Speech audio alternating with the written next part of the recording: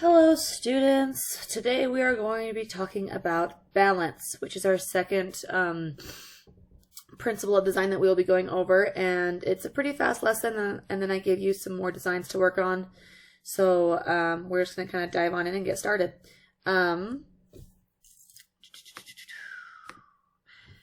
Balance is our second principle. If you remember, we've already talked about proportion and scale. You are given an optional assignment with that one. Remember, optional, you do not have to do it if you do not want to, but the assignments here on out will be required. Okay, so with that being said, we will be moving on to balance, and then after that, we will be going into rhythm, emphasis, and harmony. Balance implies steadiness among the parts of the design. It involves the distribution of visual weight, and it is achieved by the way details are grouped. Balance brings an overall stability to a design. It produces a feeling of rest or lack of movement, and to achieve a proper balance, a garment should have an equal amount of visual weight on each side. Okay, both examples I show you are examples of using balance correctly, just two different ways of using it, and we will go into that deeper.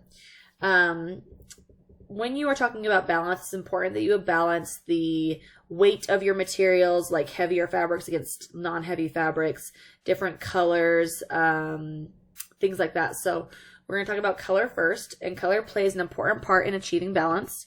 Warm and dark colors appear heavier than cool and light colors, so be aware of that when you are putting a warm an outfit together that uses a lot of warm colors. You may want to be careful. It does make you look a lot heavier and appear heavier, so you could easily balance that out with cool or light colors. A small amount of a bright color and balances a large amount of a dull color. Of the outfit in the picture, it shows that this woman is wearing lots of gray and black, which can be considered a dull color. However, I do love gray and black. I'm not dissing it, but it is a duller color. And so she balanced out that by using a bright accent color, the neon green/yellow that you see in her necklace, as well as in her purse. Remember, a small area of warm colors can balance out a large area of cool colors. So here we have some examples of different fabrics that are being used and how they are being balanced with color or weight. We have the first picture of the woman in the coat. She is wearing heavier fabrics. Okay, her coat is a very heavy fabric, but you can tell that her dress is a lot more of a sleek fabric. Those are neutral, so they are considered more of a duller color, and she is balancing those out with a pop of red in her hat and her purse. The next one, the male in the middle, he is balancing out his dull colors with a orange jacket. And then our male on the right side, he is balancing out his heavier denim fabrics and his very dark, cool colors with a pop of a warm color with the yellow shoes. Here we have the female on the left. She is wearing mostly cool colors with the top of her outfit being blue. She decides to balance that out with a little bit warmer colors with the amber belt as well as the red red stockings. Our female in the middle is wearing mostly warm colors, but she balances out the use of all of her red by wearing the green vest and the green boots. Same with our girl on the right side. She is wearing mostly warm colors, but she balances it out with a little bit of blue in her scarf. Here we have some different men using the balancing out with warm colors and cool colors. We have the young gentleman on the left who he is wearing mostly cool colors with the blue and the greens, and he balances it out with the orange suede jacket. In the middle picture, we see a man wearing mostly, well, he's actually doing a pretty good balance of both colors. I wouldn't say he's wearing mostly one or the other, but you can see a lot of cool colors being used with the green and the blues, and then the dull colors with the gray, but he is balancing it out with the red plaid. And then we have our very suave professor on the right with wearing mostly cool colors with the blue jeans and the blue jacket and the green tie, and he's balancing it out with a pop of orange with his vest. Okay, when we're talking about balance, you can also talk about line and texture. They are important to achieve harmonious balance. For instance, one long line can balance two short ones. One wide stripe can balance two thin stripes. And a large area of fine or soft texture balances a smaller area of heavy or coarse texture. If you look at the picture on the picture of the girl, she's balancing out her stripes with her wide sections of stripes, with her thin stripes as well. They definitely balance it out, the use of horizontal stripes very well in her outfit. Here we have the use of stripes being using a little bit of variation. The girl on the left is using very thin stripes, but her necklace also balances it out by using a horizontal line across her neck. Then we've got Tom Hiddleston. That's what I wanted to call him, Tom Holland, but that is not Tom Holland. That is Tom Hiddleston. Okay, and he is balancing out his use of stripes with, he has a pinstripe suit, but he's also wearing a horizontal striped tie, which I think is a cool use of stripes. Also, he's a dog in the picture, so he wins. Our third female is wearing stripes, but she is using, instead of wearing all horizontal stripes, both of her pieces have a section that use vertical stripes. Here we have the balance of texture being used with the Kim and Kanye. They are balancing out their use of leather and shiny textures by both wearing a softer texture up top. Kim Kardashian is wearing a fur jacket / shawl, while Kanye West is wearing a warmer sweater. The girl in the middle has a very silk, very soft looking skirt that she balances out with her textured sweater. And then we also have the balance of smooth and heavy fabrics on the last picture with the leather pants, the tunic, and then the heavier coat. Here we have some balance of patterns. I don't really love any of these very much, but I'm just showing you that you can mix patterns. With the man, he is wearing his polka dot shirt with a paisley tie. The middle, if you guys know who this is, she's a really famous blogger / poster Instagram person in Utah. Her name is Carol Loren. She is doing two different patterns, one with leopard and one with plaid.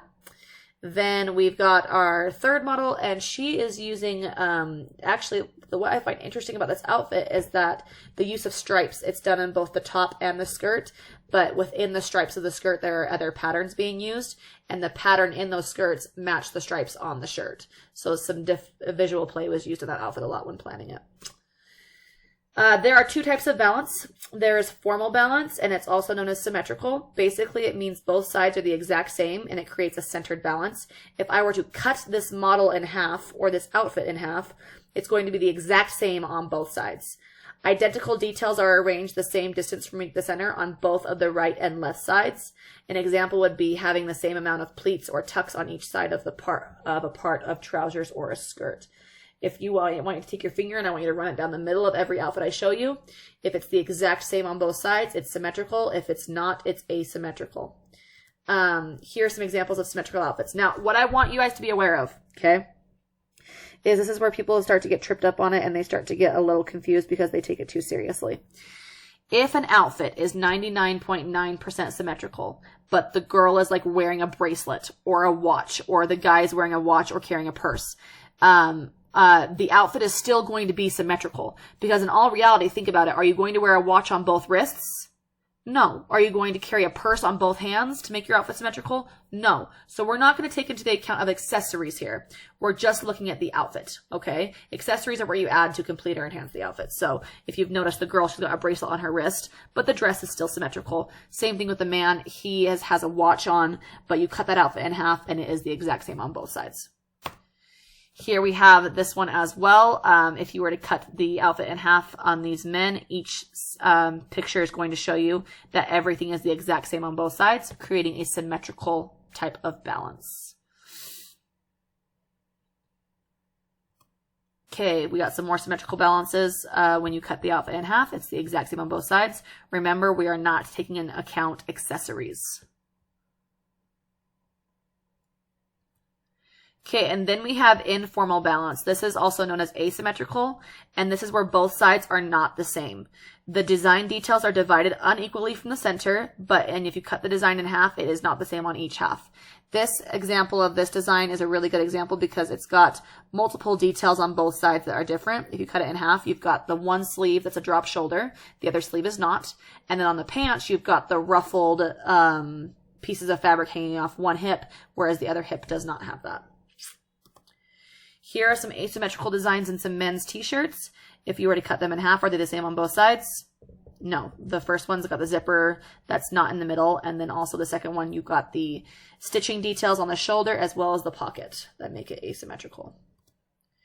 Here we've got some more with these outfits. If you cut them in half, they are different on both sides, making them asymmetrical.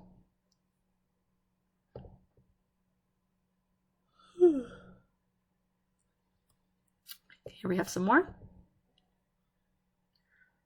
Cut them in half, and they are different on both sides.